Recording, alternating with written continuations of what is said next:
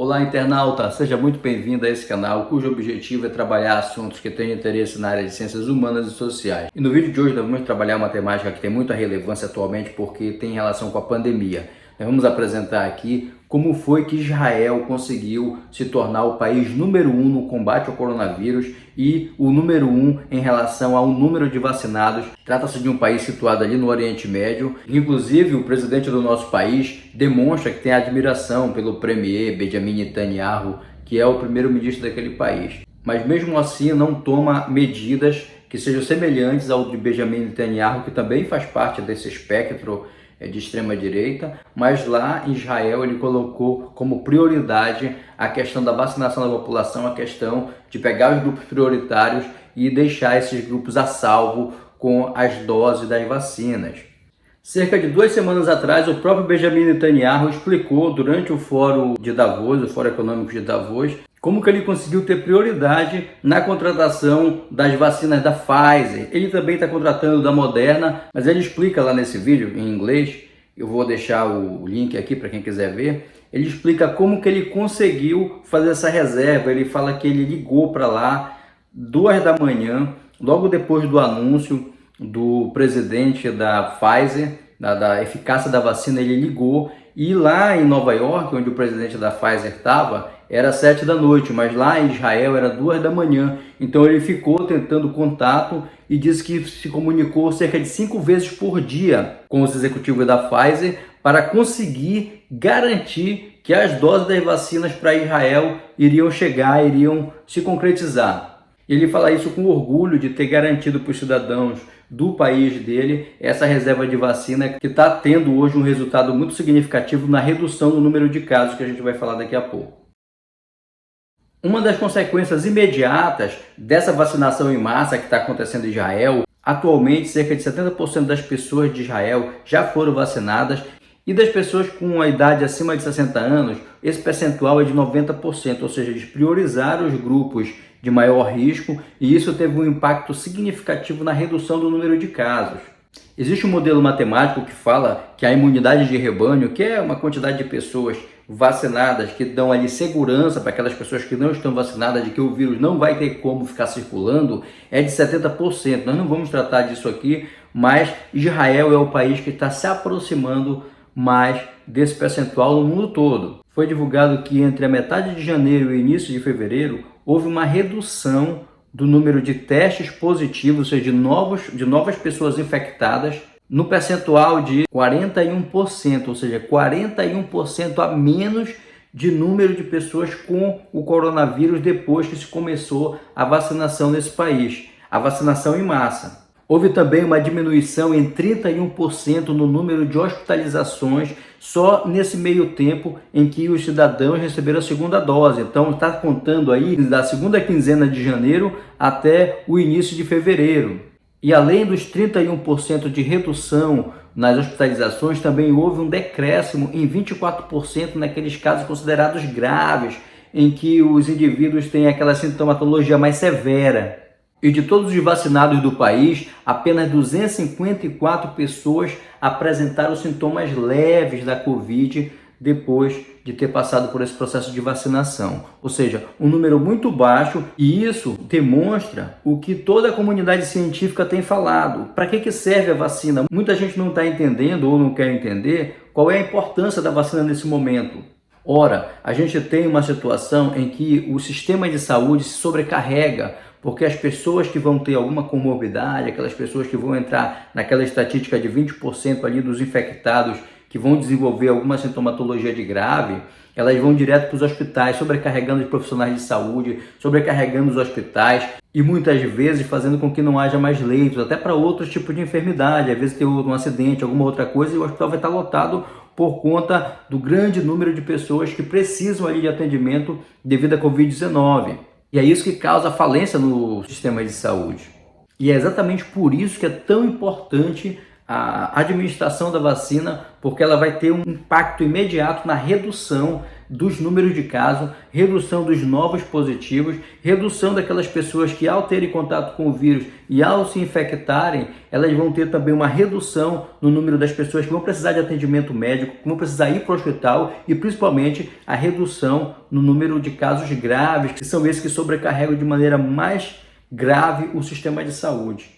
No momento que eu estou gravando esse vídeo, o Brasil encontra-se na 42ª posição no ranking dos países que mais vacinam, ou seja, não foi dado prioridade aqui para que houvesse a vacinação em massa das pessoas. Na verdade, diferente de Israel, o governo brasileiro preferiu investir no negacionismo, ou seja, num discurso de que a vacina não é importante, até colocando medo nas pessoas que se fossem tomar a vacina iria mudar ali o sistema imunológico. Ora, a gente aprende isso no 7º ano do fundamental, como que funciona um vírus e como que funciona uma vacina. Então é evidente que o sistema imunológico está relacionado, porque se não fosse o sistema imunológico, ele não iria reconhecer aquele agente lá patogênico, ou seja, aquele agente que causa a doença e consequentemente não iria fazer os anticorpos para combater o antígeno lá, aquele corpo estranho que entrou, são esses os nomes que dão para o agente que vai causar a doença quando ele está no corpo da pessoa.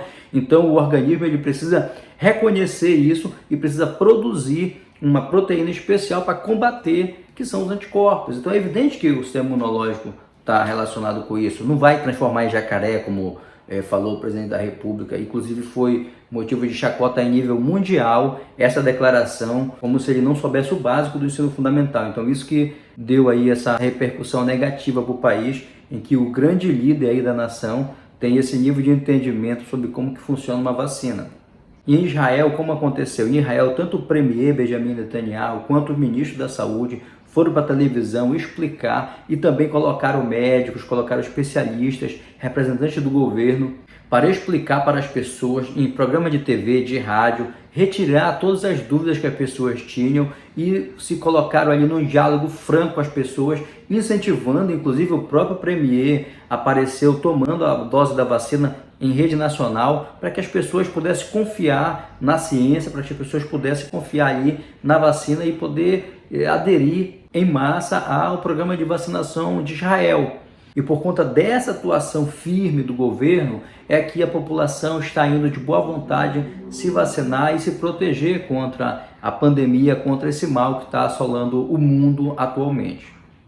Inclusive, enquanto o ministro da Saúde do Brasil disse que até dezembro pretende vacinar as pessoas, lá em Israel eles disseram que até o final de março eles conseguem vacinar todas as pessoas vacináveis acima de 16 anos. Março agora, o que demonstra a diferença abissal entre um governo que preza pela saúde pública e um governo que não está muito interessado nessa temática, mesmo com a grande quantidade de pessoas que perderam a vida aqui em decorrência da pandemia, em decorrência do contato com o coronavírus.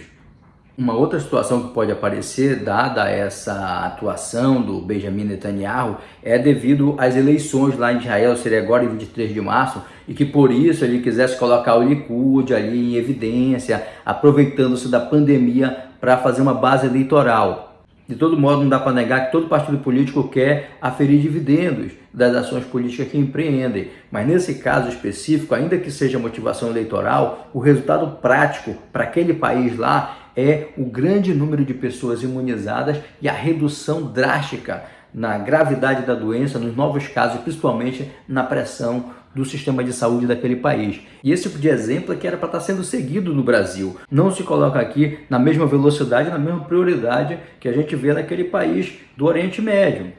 Uma outra situação que demonstra ali o compromisso do governo de Israel com a ciência é que o Benjamin Netanyahu, o premier daquele país, ele se comprometeu a munir de informações a Pfizer dessa questão que eles estão monitorando as pessoas que recebem a vacina e todos os dados de reação, do que essas pessoas podem ter, eles vão repassar em tempo real para a Pfizer, porque essa é a quarta fase, né? Então, a ciência ela precisa de dados para que ela possa verificar como está sendo a reação das pessoas. Então, o próprio governo de Israel se comprometeu a municiar com essas informações a Pfizer e, consequentemente, isso vai ser publicado e vai ser de interesse público saber essas informações aí que vão ser repassadas a partir do comportamento das pessoas depois de terem sido vacinadas.